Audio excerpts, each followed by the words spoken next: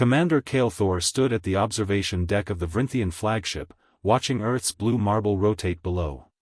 His species had conquered 17 star systems through superior weaponry and psychological warfare. The Vrinthians were predators who hunted civilizations across the galaxy, their reputation preceding them like a death knell. Surrender meant slavery. Resistance meant annihilation. Earth had chosen a third option, diplomacy. When the Vrinthian armada arrived demanding unconditional submission, humanity sent not generals with military honors, but something far more unexpected, diplomatic guards.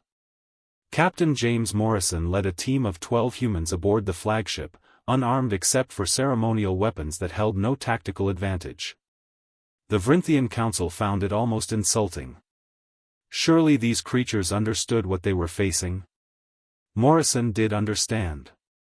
He understood perfectly. And he was terrified. But that terror was precisely what made him irreplaceable. The Vrinthians had never encountered species that acted against their own fear. Their entire civilization was built on dominance hierarchies established through displays of strength and the elimination of weakness. They bred fear into their genetic code, weaponized it, made it the foundation of their society. Weakness meant death. Fear meant acknowledgement of that weakness. Therefore, the fearless were either too stupid to comprehend danger or possessed of something the Vrinthians couldn't quantify. During the first negotiation, Morrison sat across from Kael'thor in a chamber designed to intimidate, walls that pulsed with aggressive colors, air thick enough to pressure human lungs, temperatures that made sweat pour from Morrison's skin. Kael'thor towered over him, every inch a predator sizing up prey. "Why do you not fear us?" Kael'thor demanded, his translator rendering the question with genuine puzzlement. Morrison met his eyes. "I do fear you," he said quietly. "I fear what war would mean for my people. I fear the loss of life. I fear failure. But I'm here anyway." The response confused the Vrinthian commander. This was illogical. Beings who experienced fear should flee or submit. They should not sit calmly before their executioners. Over the following days, Morrison and his team demonstrated something revolutionary. They stood firm in negotiations not because they were unafraid, but because they chose purpose over fear. When a Vrinthian warrior challenged Morrison to single combat to establish dominance, he accepted, knowing he would lose. He fought anyway, using every technique he knew, exhausting himself completely.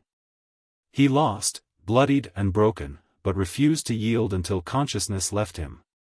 When he woke, Kael'thor was studying him with an intensity that transcended curiosity. "Your species fights without hope of victory," the commander observed. "You continue when defeat is certain. You place ideals above survival. This is inefficient." "This is courage," Morrison replied, his voice hoarse from pain. "And courage isn't about never feeling fear. It's about doing what matters despite the fear." The concept shattered Vrinthian philosophy like a stone through crystal. For the first time in their history, warriors began questioning whether strength was truly measured in dominance or whether something else, something harder to quantify, might hold greater power. Days stretched into weeks. The Vrinthian generals grew restless, demanding conquest. But Kael'thor refused. He had become obsessed with understanding human resilience. He brought his entire council to witness Morrison's team training, humans pushing their bodies to exhaustion not because they were ordered, but because they chose excellence. Humans treating each other with respect despite hierarchical differences. Humans standing together not from genetic imperative but from genuine bond. The final negotiation surprised everyone. Kael'thor offered not conquest but alliance. The Vrinthian Empire would join the coalition of peaceful worlds.